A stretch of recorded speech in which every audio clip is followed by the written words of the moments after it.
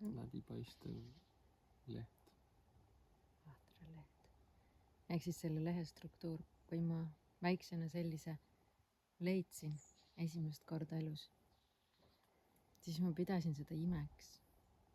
Võib-olla sellepärast, et asju ei olnud saada ja kui selline kangas oleks olnud, siis see oleks minu lemmikleit olnud või midagi sellist.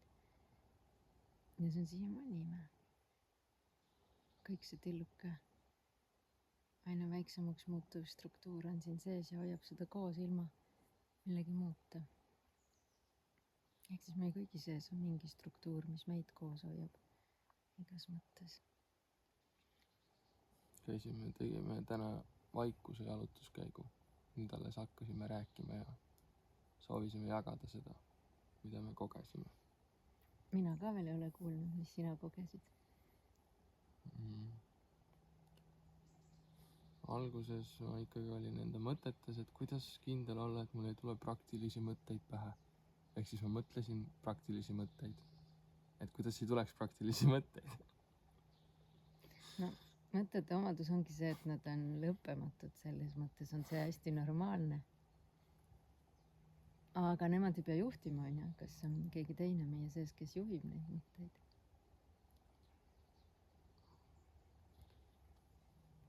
No, nii lihtne on kaasa minna, sest ma arvan, et need mõtted on minu enda genereeritud ja nendel on põhjus ja siis ma pean ju kuulama enda mõtteid, sest need tulid mulle pähe. Miks nad mulle pähe tulid, seal on mingi põhjus. Ja siis ma lähen nendega kaasa, mis... Kuhu nad juhatavad või suunavad? Ja tavaliselt suunavad hirmudesse ja mõtetega läbi hirmu tulla ei ole võimalik. Ehk siis me lõpuks lõpetamegi ainult nende hirmude mõtlemisega ja nendesse kinni jäämisega. Ja sealt on nagu keeruline edasi saada, sest hirm on mõte. Ja mõte genereerib mõtet ja siis me jäämegi sinna hirmu mõtetesse. Aga tänane jalutuskäik, siis ma lõpuks tulin kohale, nähes seda looduse ilu ja see järsku silmad avanesid, sest Merit märkas ämblikuvõrke igal pool, sest udu oli kogu maa katnud ja ämblikuvõrgud kõik olid mitte enam täitsa läbipaistvad struktuurid, vaid olid nähtavale tulnud. Siis jõudsid kohale? Mingi 20 minutit läks. Kuna sina kohale jõudsid? Kui me mäest all olime jõudnud, mis oli siis umbes 3 minuti pärast ja kui me leidsime sellise sammurütmi, mis sobis meile ja ma märkasin, see on pühapäeva hommik ja me tulime kell 8 hommikul jalutama. Mul oli ka mingeid mõtteid nagu, et kui tore, et me sellest hommikust osa saame, et peaaegu igas kultuuris on mingi vanasõna hommiku kohta, eesti keeles on hommik on õhtust targem, aga mulle meeldib see saksakeelne Morgenstund hat Gold im Mund, mis tähendab, et hommikutunnil on kuld suus. Aga see on igal pool. Ka kõik luuletajad ja kirjanikud ja kunstnikud on saanud hommikust nii palju inspiratsiooni, et see on mingi eriline ja puhas energia, mida ka joogas väga hinnatakse ja mida ma olen läbi jooga võib-olla ka üldse armastama õppinud, sellepärast et ma alati armastasin pigem kaua magada. Mäletan, et mu vanaema ja vanaisa ärkasid alati 5:30 paiku hommikul, tegid päeval ka päevaune ja askeldasid seal laudas juba, talitasid, nagu nad ütlesid. Ja siis mäletan, et vanaisa mõnikord hüüdis, et kell on juba 10:30, võru keeles hüüdis, et mida te põõnate, et see oli minu lemmik hommik. Ja ka enne lapse saamist oli see minu jaoks nagu kõige magusam hommik, oli see unelemine seal voodis ja hästi aeglane ärkamine ja tõusmine. Me ärkasime kell 7, siis see aeglane ärkamine oli 8 läbi ja siis me tulime välja ja kõik oli vaikne, sest on pühapäeva hommik. Ei olnud kuulda autosid, ei olnud tuult. 7. september on aga mingi 24 kraadi sooja ja udu. Kõik selline hästi maaliline, et kui ma oleks maalikunstnikud, siis ma oleks... Aga me oleme tantsijad. Ja meie keha tahtis väljendada seda. aga mida ma mõtlesin, et mitte mõelda, oli mantra. Ehk siis ma laulsin kogu aeg mõttes.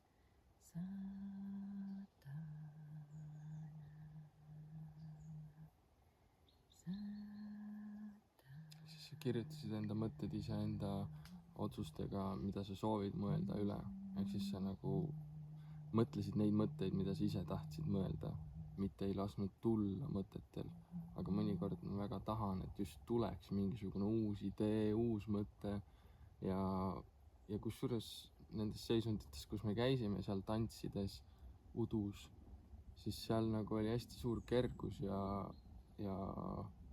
selline inspiratsioon ja looming ja nagu, et järsku kõik on hästi, kõik on turvaline, me oleme siin, meil on aega ja et kuidas nagu jääda sellesse seisundisse, kas siis nagu jätkatagi kogu ülejäänud päev lihtsalt nagu endale laulda lihtsalt vaikuses või panna, laps kasutab muusikat selleks, et kuulab muusikat väga palju, et kas siis nagu niimoodi üle kirjutada või kuidas ikkagi nagu lõpuks lahti lasta nendest rasketest mõtetest või praktilistest mõtetest. Ma arvan, et mõlemad on olulised asjad ju, nii praktilised asjad kui ka need teised seisundid, et kunagi me taipasime, et see on see, kus armumine püsib, kui me ühiselt kogeme selliseid õndsuse seisundeid ja nüüd ma olen lugenud, seda tõlgitakse eesti keeles aukartus, inglise keeles awe ja alati, kui seda tõlgitakse, siis märgitakse juurde inglise keeles awe. Ehk siis see on mingi selline, minu jaoks selline looduse imetlus, aga seal on öeldud, et see seisund on üks inimest kõige õnnelikumaks tegev seisund on see aukartuse seisund või tunne või tundmus või kogemus. Sellepärast, et sa ise tundud väiksem ja kõik muu tundub nagu mingi kõiksus ja ilu ja see tundub suurem. Et see oligi see hinge matev, aga siiski hinge tõstev ilu, mida me täna kogesime looduses. Ja mina sain küll väga hästi ühendust selle ooviga ja see oli ka minu taotlus. Hommikul voodis ütlesin, et ma tahaks ühenduses olla ainult selle aukartusega ja armastusega. Ja siis see oli sellepärast, ma suutsin seda seisundit hoida ja seda märgata. Pole sügis on, aga ma ei ole sellest ajast peale, kui kevad oli, näinud nii palju linde. Orav oli ju pähkel suus seal, vaatas meid. Et selles mõttes linnud ja loomad askeldavad juba ammu, kui inimesed lihtsalt on nii väsinud oma ekraani vaatamisest õhtul. Ja õhtuti, kui minna jalutama, siis on nii palju mõtteid juba peas olnud, et siis nagu lahti lasta nendest on palju raskem kui hommikul ärgata puhanud peaga, kus tegelikult ei ole olnud mõtteid veel peas ja siis minna jalutama on palju lihtsam sellesse oovi seisundisse nii-öelda saada. Et peaksime hakkama ka rohkem siis hommikuti just käima jalutama. Jaa, sest et see annab väga ilusa alguse päevaks ja kui sa tead, et see tuleb, et siis pärast seda tulevad kõik praktilised asjad, näiteks meil isegi niisugune praktiline ja lihtne asi, et me lähme süüa ostma alles nüüd pärast jalutuskäiku kell 10. Et see nagu oleks võinud eile olla. Ikkagi juba saab öelda, et päev on korda läinud. Ja. Et mul on nagu hästi tähtis, et ma saaksin päeva lõpuks öelda, et päev on korda läinud. Ja kui seda saab juba enne kella 12 öelda, siis on ju väga hästi ja see teeb nagu naeru suule ja hea tunde. Et mul on hästi oluline kuidagi see nagu see pool ka, et päev oleks korda läinud. Kõigil on, see annab neid õigeid hormoone. Neid samu, et hormoone, et sa tahad siis veel teha ja nii, aga vaata, see algab õhtust ka, et me teeme plaani järgmiseks päevaks, me teame, et see on see jalutuskäik, siis on poes, siis on vaba aeg ja siis on praktilised asjad ja siis on järgmised lõbustused ja mis meil on mõeldud ja külalised kutsutud. Et ja teiseks siis see õigel ajal magama minek, selleks, et sa oleks hommikuks puhanud, mitte sa ärkad mingi, kus ma olen nagu ja mis kell on, vaid et ja kelle kõrval.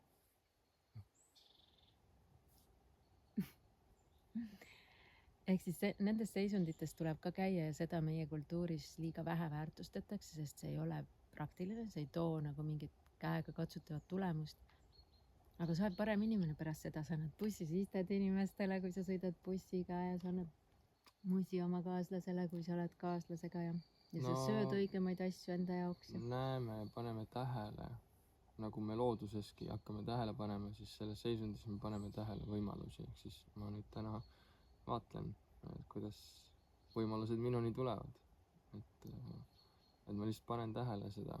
Kui ma oleks läinud enda mõtetega sinna loodusesse, siis ma ei oleks näinud seda ime, mis seal kõik oli. Ma oleks lihtsalt maha vaatanud ja läbi kõndinud selle. Aga ma panen tähele ja nüüd loodetavasti see seisund jätkub kogu päev. Sina oled kuningas ja valitseja. Et ei saa olla, et loodetavasti, vaid et ma ise otsustan selle. Ja sa ütlesid, et see ongi kõige suurem vägi, et kui suuta niimoodi ise otsustada, et nüüd ma lähen sellesse seisundisse ja see on nagu, siis ma suudan maailma valitseda. Ehk siis iseennast valitseda. Öeldakse, et kui suudad oma mõtteid valitseda, ehk siis ka mõtted tekitavad meeleseisundeid ja hirme ja neid asju, siis suudad kõike valitseda. Sa suudad enda keha valitseda, sellepärast, et kui rasked mõtted tulevad, see automaatselt läheb keha juba teatud asendisse, juba tekitab sellega mingisugused probleemid, kehalised probleemid, valud tekivad sellest, et mõtted on rasked. Näoilme isegi. Näoilme läheb, sa näed vanem välja. Ja see jääb püsima ju näos ka, et millised kortsud kellel tekivad kuhu. Ehk siis ilusaid elamusi ja seisundeid, ühendust ja iseendaga ühendust ja enda tundmist, enda selle struktuuriga tutvumist. Et kui kõik see tilulilu ümbert ära võtta, ehk siis see, mis siin kunagi oli roheline, see oli kollane või oranž, siis oli pruun. Kui see kõik ära võtta, siis kes sa oled? Sa saad ka niimoodi nendes seisundites teada. Sest näiteks kui ma käisin selles floatingus, mis on see soolavann, kus võetakse kõik nagu, sa ei näe midagi, ehk siis on kott pime. Sa ei kuule midagi, sest su veed on kõrvas või kõrvad on vett täis. Sa ei tunne lõhna, sest seal on väga staatiline lõhna mõttes sama mingi hapukas lõhn. Ja ühel hetkel sul lihtsalt lõhna, mingi osa, mis ajus lõhna töötleb, lihtsalt tüdineb sellest ära ja lülitab välja, sa ei märka enam seda lõhna. Sa ei tunne mitte midagi oma nahaga, sellepärast et vesi on sama soe kui nahk ja see oleks nagu lihtsalt õhus hõljumine. Ja sa ei tunne oma keha kaalu, sa ei taju mingeid suundi, et nagu, mis on üleval, mis on all või kus pool on aken olnud või kust poolt ma sisse tulin sellesse basseini nii-öelda või vanni. Ja seal ma sain aru oma struktuurist, et seal on mõned üksikud mõtted, mõned üksikud muremõtted, mõned üksikud rõõmumõtted väikeste või pikkade vaheaegadega. Ja siis üleüldiselt on vaikus ja rahu. Aga kui seal sees oleks mingi ärevus, mingi depressiivsus, mingid sellised meeleseisundid, oleks seal üliraske ja piin olla, sest siis tuleb see esile, et kes sa tegelikult oled või kus sa tegelikult omadega oled. Ehk siis selliste vaikuse retkedega või sellisega endaga kohtumisega, see ei pea olema ainult kaasaga koos, paljuski ikkagi endaga kohtumine. Siis näed seda, mis sinus tegelikult on ja see ei ole alati ilus. Ja nendes seisundites, kus me käisime praegu siin jalutusel, tundubki, et kõik on võimalik ja ma olen seda kogenud ka tasakaalu hoides slackline'i peal, kus järsku kõik läheb nagu, sulab nagu kokku, nagu täna see maailm ja ma olen nii turvalises kohas, et ma tean, et mitte midagi ei saa halba juhtuda. Ma olen hetkes ja sellest 3D-st on nagu saanud 2D, nagu pilt. Ma olen seal, ma olen kohal, mul on hea olla, ma usaldan kõike ja kõik sulab üheks. Ja selles mõttes see on nagu seisundid, kus käia, sest see nagu tõstab kõrgemale, see annab nagu uskumust juurde, et kõik on võimalik. Ja siis tulla tagasi siia ja tehagi nii, et kõik on võimalik ja seda ma endale pean korrutama igapäevaselt. et see kuidagi mitte ainult siin meeles ei püsiks, vaid kehasse jõuaks. Ja ma üldse oskaks seda nagu siis tähele panna igapäevaselt kogu aeg.